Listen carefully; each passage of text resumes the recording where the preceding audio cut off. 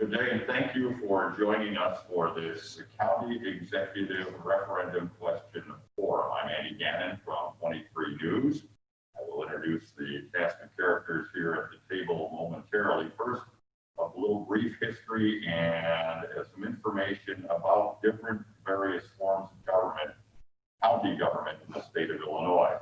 The township form of county government, which we currently have in Winnebago County, and the county executive form of government, which we would have if a referendum passes on November 3rd. Winnebago County is one of 85 counties out of 102 in the state under the township form of government. Governments under this form have an elected county board and a county board chairman who can be elected independently by voters or appointed from among the members of the county board. Winnebago County Board passed an ordinance after the failure of a county executive referendum in 1990, which made the office of chairman an elected position. Since 1992, the county board chairman in Winnebago County has been elected by the voters. Counties under the township form can choose to change the county executive form by referendum. There is such a referendum on the November 3rd ballot with the voters of Winnebago County. If the referendum passes, Winnebago County would become the third county in the state to have the county executive form of government, joining Will County, which has had that form of government since 1988, and Champaign County, which has had that form of government since 2016. A primary difference between the township and the county executive forms. The executive form is led by an elected county executive who is the chief administrative officer of the county. Under the township form, county board chairman is selected by the board from their membership or elected by voters. Again, since 1992, the county board chairman position in Winnebago County has been elected every 4 years. Another difference in the two forms is how the powers and authority of the chairman and executive derive. In the township government, there are a current government in Winnebago County. There are a few duties for a county board chairman set out in state statute. Most of the powers of the chairman are determined by county ordinances. The chairman has a statutory veto, technically known as a reconsideration, where he or she can refuse to sign an ordinance, resolution, or motion passed by the board, and then send it back to the board for reconsideration and revote. Another statutory, the board can override that veto, by the way, by a simple majority. Another statutory power is that the chairman is the county liquor commissioner. The chairman is responsible for posting the notices and locations of county board meetings. These are duties assigned to the chairman by state law, and it cannot be changed by the county board. Most of the other duties, including supervision of employees, appointment of department heads, can be changed by or are subject to the approval of the county board. The main authority for governance under the township form lies with the board.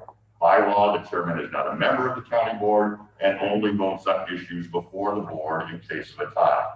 Now, the county executive form of government, which is what voters will be asked to approve on November 3rd, has an elected county executive as the chief administrative officer of the county. Pursuant to state law, that county executive shall, quote, coordinate and direct by executive order or otherwise all administrative and management functions of the county government except the offices of elected county officers, end quote. There are other statutory duties for the executive, such as preparing and submitting an annual budget, removing or suspending in his or her discretion after due notice and hearing anyone whom he or she has the power to appoint, require reports and examine accounts, records, and operations of all county administrative units, approve or veto all ordinances and resolutions. Overriding a veto with a county executive in place requires a 3/5 vote of the board to do so. Appoint an attorney to serve as his or her legal counsel in place of the state's attorney and perform such other duties that are required of him or her by the board. These, along with other powers of the executive, are provided by state law, and they may not be altered or amended by the county board. The county executive, once again, not a member of the board and only votes on issues in case of a tie. We have only two models to look at to see how the county executive form of government works in the state of Illinois, Will County and Champaign County. Along with the elected county executive, Will County has a county board speaker, a person elected from the city members of the board who seems to have some administrative duties. In Champaign County, an executive to the elected county executive, they have a county board chairman elected from sitting board members. According to the rules and procedures of Champaign County, the county board chairman is to be the board liaison to the county executive. The duties of the county executive are set out by statute and seem to include many duties assigned to and performed by the county administrator in Winnebago County. Assuming the current referendum in Winnebago County passes, a comprehensive rewriting of the county's rules and procedures will be required to implement the office and duties of the county executive. A couple of points in closing. If the referendum is approved, the first time the public could vote for a county executive would be in November of 2024. This is because on November 3rd, Winnebago County voters will be electing a county board chairman.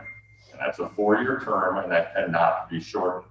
If the voters eventually decide that they do not wish to continue with the county executive form of government and return to a township form of government, it would require approval of another referendum.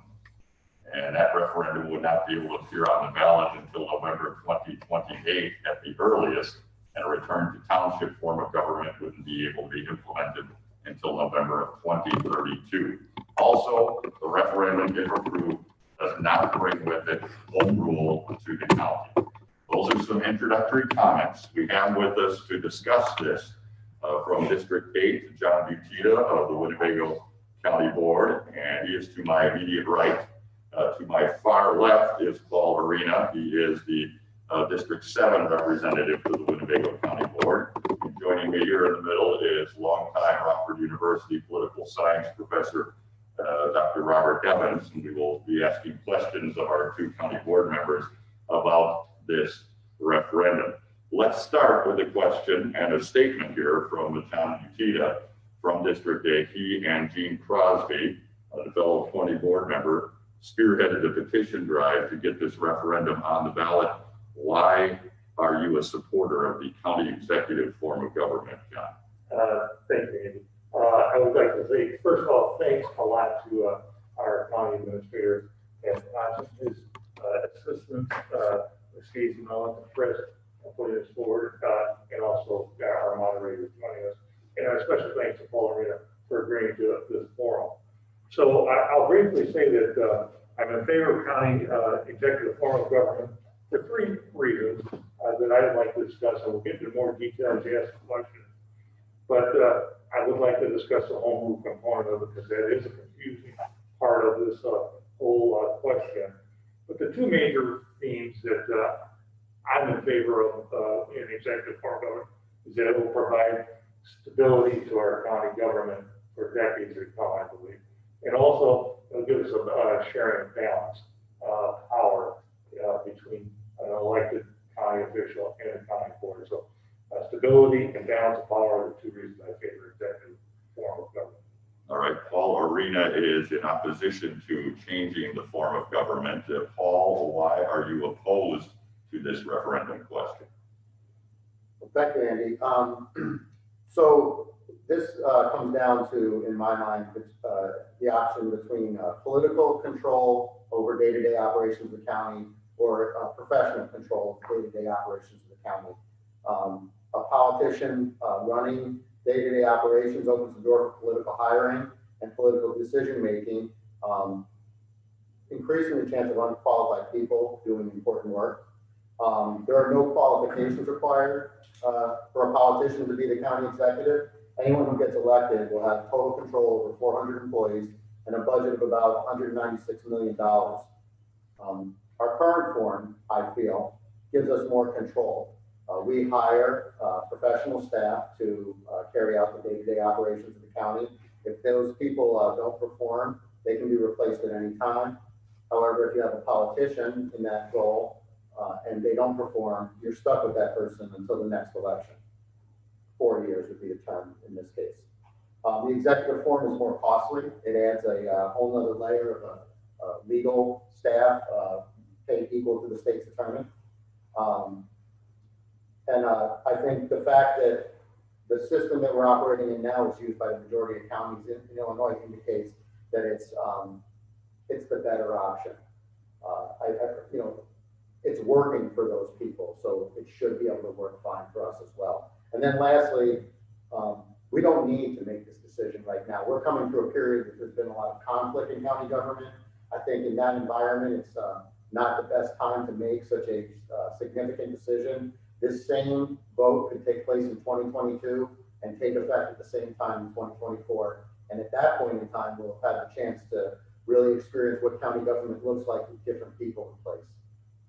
That is the opposition view to the county executive referendum question. And I'll turn things over to Professor Evans from Rockford University. He has some questions for these two gentlemen. Thank you, and thank you for inviting us to be here. It sounds like the primary difference between the two forms of government is enhanced authority for the county executive. And that suggests that there are deficiencies in the current system of government that you believe that this would enhance, or you fear that it would not. And I'd just like you to speak a little bit more about how this would fill gaps, how this would remedy deficiencies, if you believe that it would. And of course, you would disagree, but that would be the question. What's the main gain for the voters of the community in this situation? Thank you, Dennis. Yes, let me give you a brief example. Paul made an argument on the county floor that the responsibilities that the county board chairman has now is sufficient for a full-time person. And he is correct. There is an ordinance that says that the county board chairman is responsible for economic development. And I thought that makes a lot of sense. That was the best argument I've heard on behalf of the opposition. But if you look into it a little further, we've assigned him that responsibility, but we've also, in further ordinance changes in the last year and a half, we've taken away his responsibilities for picking anybody that could work on that economic development staff, any responsibility for supervising them or evaluating them. So what we've done is we've basically told the Board of Active team that we want a good economic development program, but we're going to send it out there without any running backs or any receivers to complete that task. So the current system, and which will be, we're going to elect a county board chairman in November, who's going to be tasked with the responsibility of economic development. Now, if he wants to develop a strategy to improve our economic development, and he wants to implement that strategy, he's going to have to go to the county board, convince them to direct the county administrator to go to the economic development staff for them to implement the plan. In any organization, that is not a good organizational chart. Executive form of government would be more of a direct line from the county board chairman directly to that staff member, or I envision directly through the county administrator to that staff person. Much cleaner, probably a lot more efficient, and I suspect will produce a more successful outcome. Thank you, John. Paul, your response, please. Well, I think it's in reviewing the duties of the executive, I noticed that the appointment of department heads is still within the discretion of the board, even under the executive form. So in the scenario of economic development, we have a chairman now who's assigned that job. In either form of government, they still have to work with the board to implement whatever plan is put in place. And ultimately, I think that's the best scenario for all involved, for the citizens of Winnebago County to have a government that requires that type of open dialogue and conversation in the decision-making process. Under the form of government we have now, no one person can make decisions without getting the agreement of 10 other people. If I wanted to implement some economic development idea, or John did, or our chairman, you have to get 10 board members to agree with you. That's a good, healthy environment for open and transparent government. Under the executive form, if you have a person who can make decisions unilaterally, that's where I think things can go off base. So our form now gives us a more control, more transparency. And I know John brought up the point of appointing people, but when you look at the ordinance, the difference, the substantial difference is in control of day-to-day operations and control of the budget, as I see. And I think those are areas that require a trained professional and not a politician. Quick follow-up, if I may. The Sure. county board, and maybe this is for both of you, the county board has enacted a number of ordinances over the last 4 years that have taken many of the chairman's privileges or responsibilities away. Could the county board, if in any form of government, particularly if they stay with the township form of government we're currently at, could they rescind those ordinances? How big of a process would that be to rescind those ordinances, to return the power to the county board chairman as it was prior to the last chairman and Mr. Haney? So the the chairmanship is a job, just like anybody's job out in the world. And your employer can assign duties or take away duties at their discretion. So that's how it works. So the changes that were made can be altered at any time by ordinance. And I also want to, there's this perception that we've made these drastic changes. I've been on the board, and John and I actually have only been on the board for 2 years. During our tenure on the board, there's 3 ordinance changes that I'm aware of. The first one was that we changed it so that the administrator reported to the board and not to the chairman. The second one did assign, make changes in the duties of the office of chairman. And the third one was about the oversight of staff. So I tried to do a little research prior to this to determine, it's been said that there were 12 changes. I don't know what the other 9 are or were, so I can't speak to those. But I think the ones that happen now were clearly in the best interest of the people I represent. And, I don't know if I need to go through it now, but there was reasons for them that made sense. John, with the ability potentially rescind some of these ordinances that are currently hamstringing the chairman, is this make it more palatable to keep a township government, or obviously you are still advocating for a county executive government? Yes, I'm advocating for executive form of government. But I would say that our current form, township form, does allow, for the next board, we see in December, they can rescind some or part of the ordinances that have been changed in the last year and a half. They can go in another direction. They could even make the county board chairman a part-time position, not effective immediately. But that goes to my point about county government stability. Under the township form of government, every county board can adjust the responsibilities of any number of positions and insert themselves. They can decide to share government executive power. They can take it back. They can make any kind of recommendations they want. And in fact, they have it since 1978 when the county administrator job was created. There's been a number of changes, which I'll get into later. But stability of county government is going to be best defined by executive form of government. Because it is state statute for county executive as opposed to county statute. Correct. Bob, your next question, please. Because of the fact that this referendum is explicitly linked to the question of home rule, that must have been viewed as a very important part of the proposal. What's the significance of, in effect, asking people to make 2 decisions? Do you want the executive form, and do you want that necessarily linked to not having home rule? Obviously, there's a significance. Yeah, the question is, as worded on your ballot, shall the county of Winnebago adopt the county executive form of government and elect not to become a home rule unit? That is the way it will be worded on your ballot. And John, I believe you think it muddies things up a little bit. Well, it certainly does, and I appreciate the question. It's a requirement from the state that this at home will be addressed whenever the voters are asked to make a question on form of government. And the wording is dictated by the state. So, and I know since the mail-in ballots have gone out, and I don't doubt that polls probably get dozens of calls too, people confused.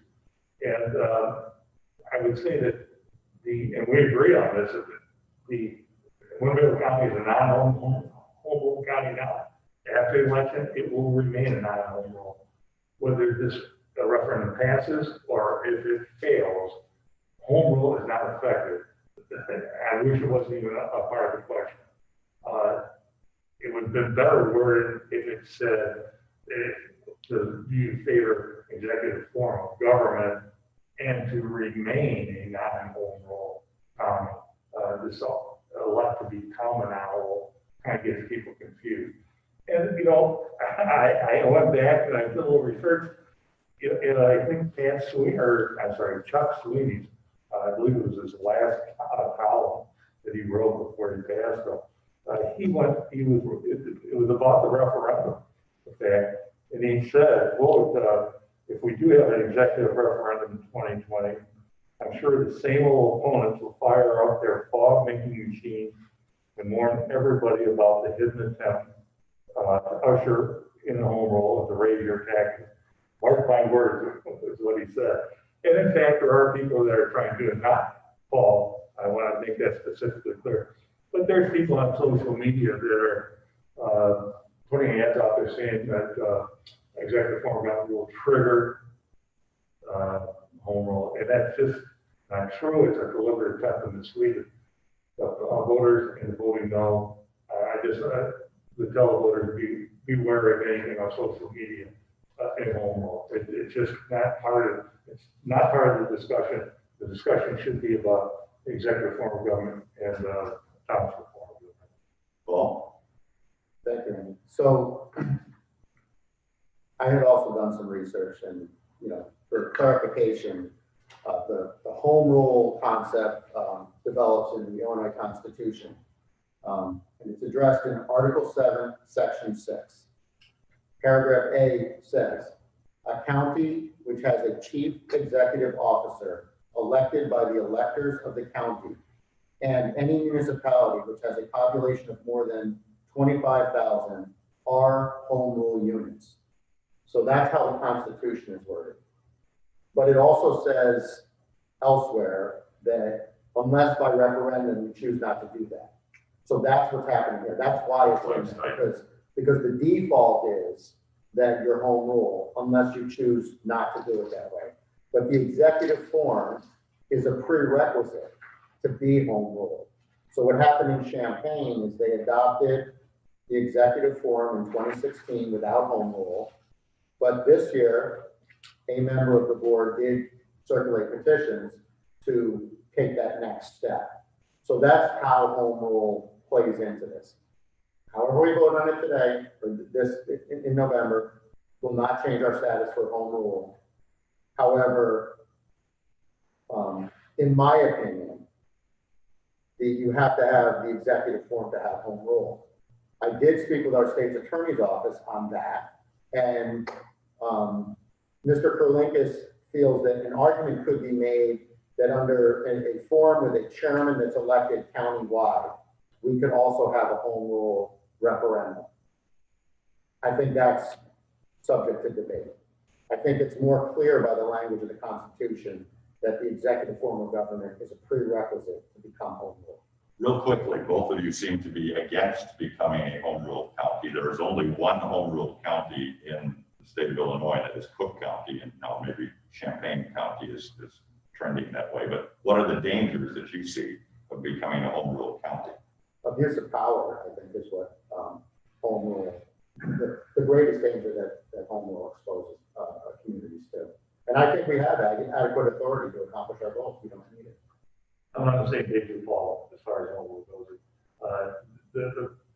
The voters have told the city of Rockford and the county in the past, we don't want home rule. And and they're fearful that for just the reasons Paul stated.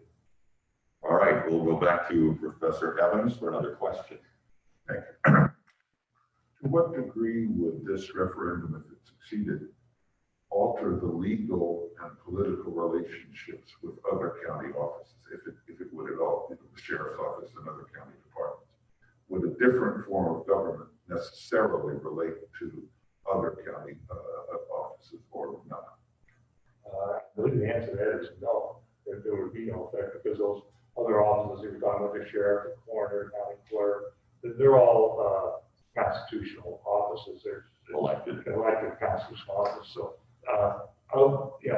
there's obviously communication between all the officers and the departments, but I don't see any change at all, as Paul is aware of. So. No, I don't think there would be any change either. In our current assignment of duties to the chairman is the liaison between the county board and all other elected offices. So it would function substantially the same.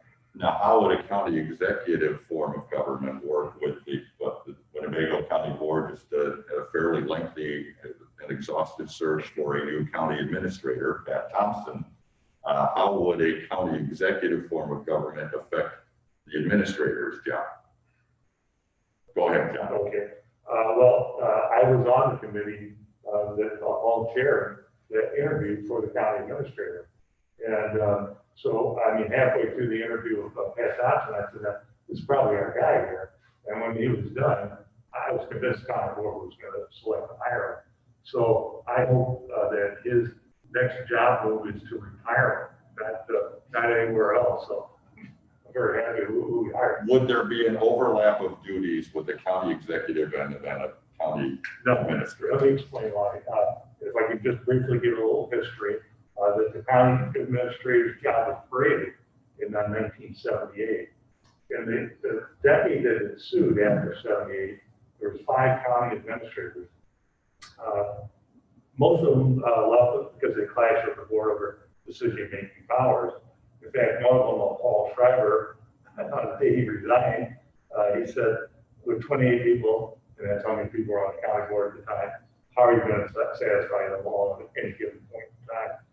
So just to fast forward, 1980 or 1992, when we had started with the elected county board chairman, Scott Christensen, one of our former county board chairman, was on the board then and was one of the proponents of the electing the county board chairman. And he came up with the idea, which they passed, where the county administrator would work with the county board chairman. It happened to be that person was Steve Chapman. So, and with Steve worked under Gene Quinn, Chris Coleman, and Scott Christensen. So the way I see it is that history tells us that the county administrator works better when he's working for one boss versus dozens of bosses. And history tells us that the county administrator can work for multiple elected bosses. So I think the county administrator, in any organization, your chief executive officer has got, especially an organization that's got close to 1,000 employees, close to $200 million budget.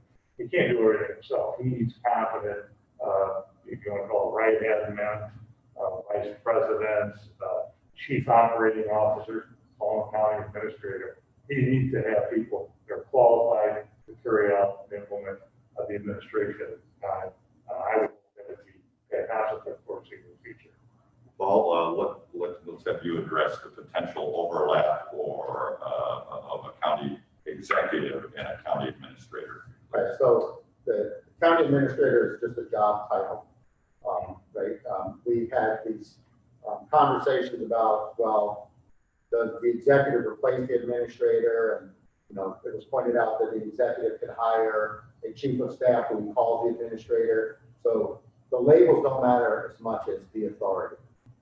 Under the executive form, you're electing a politician who doesn't have to have any type of credentials or background or experience to do the job. And that person is the ultimate authority in the day-to-day operations.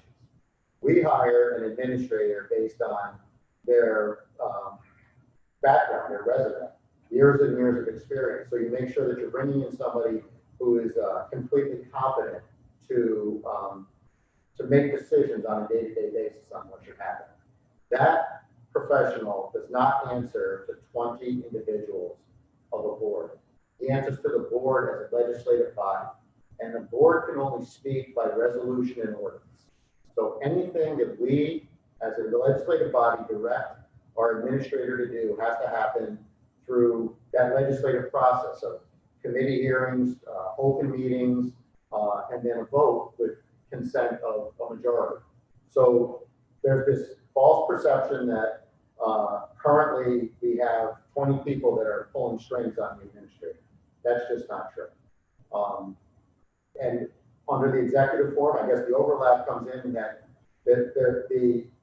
whoever is going to be your point person assigned the duties by the executive is ultimately answers to the executive's authority. And I think when you're looking for that CEO type of person, they're used to being the decision maker. You're not going to get the same quality of person in that position under the executive form as that we have now with the township form. Wow, next question, please. You mentioned the sequence of county board chairs that have been elected. And that brings to mind that as an interested observer, it seems to me that there's been a difference between better and worse relationships, closer and not so close relationships over time between the board and certain county board chairs. Mr. Arena mentioned 3 policy changes that the board has implemented since he's been on, and at least a couple of those seem to me designed to restrict or restrain the authority of the chair. If what I've said is true, then aren't you making a really significant right-hand turn by adopting this form of government, which would reverse some limitations that you've imposed on the chair and would depend significantly on political, to put it bluntly, political relationships between the board and the chair, and not to belabor the point, but sometimes, as we know recently, those haven't been so good. Sure. Well, stepping back in history, in 1992, the county board decided to make the county board chairman an elected position. In essence, make it a political position. So, executive form of government, the chief executive is elected. So no more politics, no less politics. It's a political position just by the nature that it's elected. So in 1992, in essence, we made the county board chairman the chief executive. They took the ordinances that were passed and gave that person the authority to act as the chief executive of the county. And that was their intent, and that's how the county operated up until a year and a half ago when the 3 ordinance changes that Paul said came into effect. So in essence, we were operating as an executive form of government, but by ordinance, which under township form of government, you can change. And that goes to my point of stability in government. And I think the executive form will give us that stability because we can't be constantly changing based on personalities or political disagreements. Our form of government, I think we should have a more stable form than the executive form of government. I have to disagree with that last point, that we can't change because of personalities. I think that the value that we have right now is that we can change when things are going wrong. So the empowering a county-wide chairman was not done by the people of Winnebago County. It was done by an ordinance voted on by just the board. So they made the decision to let's give this person more power. And then as time progressed, things I'm told were fine with Gene Quinn. Chris Cohn came in. There were issues. Power was withdrawn. Scott Christensen came in. Things went well gradually over time. He was given more authority. There were times that authority was removed from Scott Christensen as well. So it has been fluid the whole entire time we've operated under this form of government. And it's interesting that Frank Haney came in as a candidate with this platform of we have a need for reform, right? Which to me means, you know, that there was a need, that things were out of control, and we need to have more control. So on one hand, we, you know, as a community seem to recognize, okay, things weren't going well, we need to do something different. It seems ironic now that now we're saying, okay, forget control entirely. Let's just empower this position in a way that's solid, can never be changed, and we'll just deal with the consequences. I think clearly what we have right now is a safer alternative. Go ahead, John. And, you know, I respect Paul's opinion on that, but I respect the voters' opinion as well. The voters, the Frank Keeney in office, voters should have the opportunity to remove that person. As far as I know, Frank Keeney, I've tried deliberately not to make this referendum about him, but I mean, he is at the root of it. I mean, he's done nothing illegal that I'm aware of, unethical or immoral. The voters should have the decision-making power here, not the county board. And the county board is, do you think the county board has spent maybe too much time worrying about the control of the chairman in the township form of government and maybe not enough time legislating? That seems to be the case, whereas a county executive, the powers are there by the state, there's nothing the county board can do about it. Then you can legislate, then you can come up with the economic improvement plans, that kind of thing. Okay.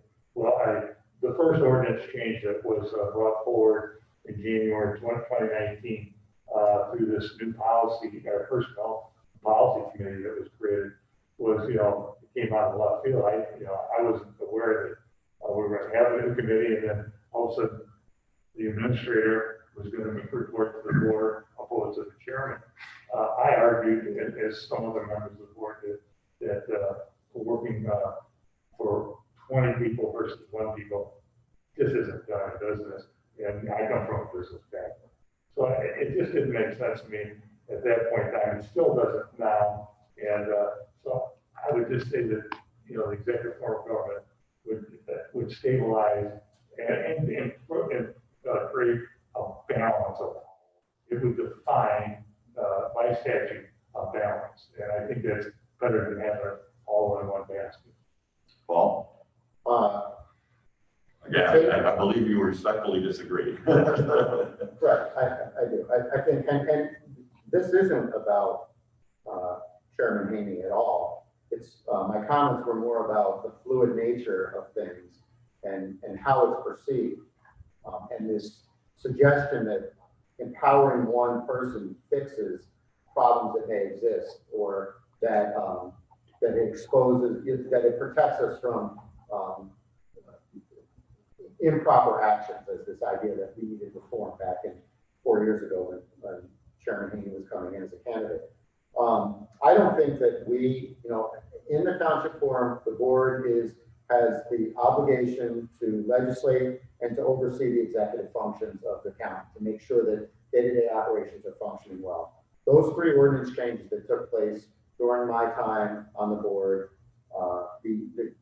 having the administrator report to the board, I voted for, and I think there were valid reasons to do that. There was things happening that needed to be corrected, and that was my reason for that vote. The second one, this changing of the duties, I voted against because I thought it was done hastily, and I agree with John in saying that, you know, some of these things move through our system too quickly.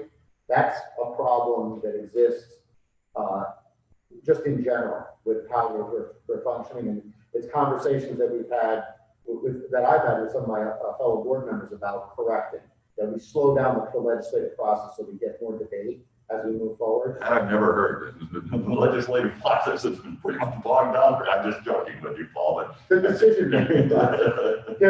Let me give you an example. People, after we just passed the budget, people started contacting me and said, I didn't have no idea you were considering raising the property tax. That should never happen. Everybody, and it's, so there's an example that people, you know, are real, you know, focused on. But there's a lot of stuff that county government does that I think the public would benefit from being engaged on. You know, so that's kind of an aside. It addresses some of what happened and the changes happened, but Maybe if these decisions and changing the duties had been done in a, with more public debate, there would be a better understanding by the public of why it happened. I think that what we did over this past 2 years is make a clear separation between day-to-day operations and politics. So let the politicians work on policy, the board and the chairman, and we create a framework for our professional staff to operate under. Okay. One last question from Professor Evans here, as we've taken about 45 minutes so far, so make it a good one, Bob. Thanks for the pressure. Obviously, if this referendum passes, there'll be a lot of things that have to happen. Would you, for the public, just sort of sketch briefly the implementation steps? What will have to happen? Will there be more referenda? What will have to happen if this passes? Sure, thanks. So as Andy indicated in the opening statements, that if it does pass, the implementation would not take effect until 2024. But the beauty of township form of government, which I am claiming is the bad part of township government, is that we can change. And if the voters tell us, here's a mandate, we want a top executive elected to run the county, then the county board can actually do that. So the new county board that comes in next December can decide to put us back into that mode where we have executive form of government by ordinance. And then in effect, and when we come to 2024, it would become executive form of government by statute. Now, follow-up question here. Are you envisioning, and this may be way before things get rolling here, if this referendum passes, are you envisioning a county executive being paid basically the same as the county board chairman is currently being paid? Well, currently, in the current situation, we're going to have an elected county board chairman paid $96,000 a year with very little responsibility. That's going to happen for the next 4 years for sure. I say let the guy earn his keep and give him back his executive authority. So the discussion on what the county board chairman is paid over his next term is up to the county board. I would argue that probably it's deserving a little more money. Certainly, there's plenty of instances the county administrator makes $170,000 a year. So, in most businesses, the chief executive is going to be the highest paid employee. But that's just not the case in government. In Rockford, Illinois, Mayor McNamara makes, I believe, $173,000. He's not the highest paid employee. There's 11 people in the county city that make more than him. Same at the state level. The governor makes about $179,000. There's several people that make upwards of $300,000, $400,000. And it's the same at the federal level also. So it's, the pay, even under executive form of government, of the executive would probably never be as much as we're paying the administrator, because he's a professional. But you would be retaining the administrator.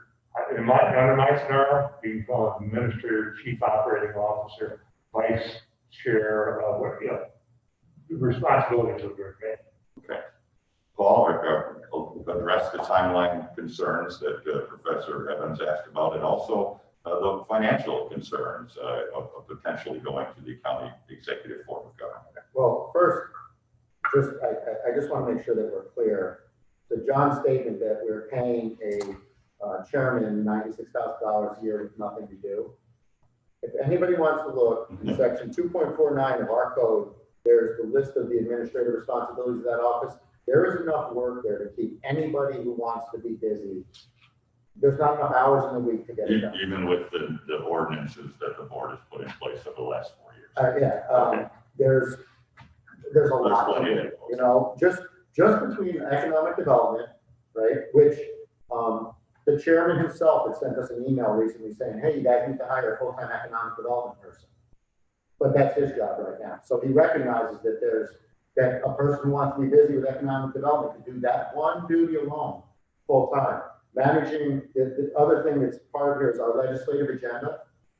6,000 bills go through Springfield a year. We have no legislative agenda at all right now. It's been an assigned duty that just hasn't been done.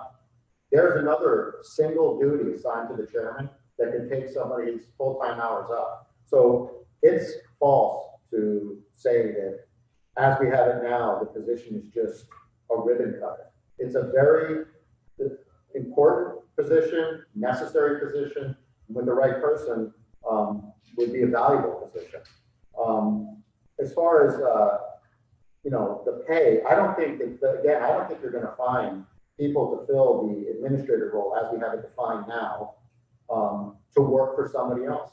They're paid, John has made the comparison of the corporate world, but in the corporate world, a board of directors of a corporation hires a chief operating officer, chief executive officer to run the show under the direction of the board. That's how this township framework is, right? The board creates the boundaries and we hire a professional to operate and make daily decisions. In terms of, I think the question was what changes would have to be made. We're structured this way now, and there's going to be a transition period where the people who are in place would have to make a decision. Well, you want to now answer to, whoever gets elected. Forget about the candidates that are out there now.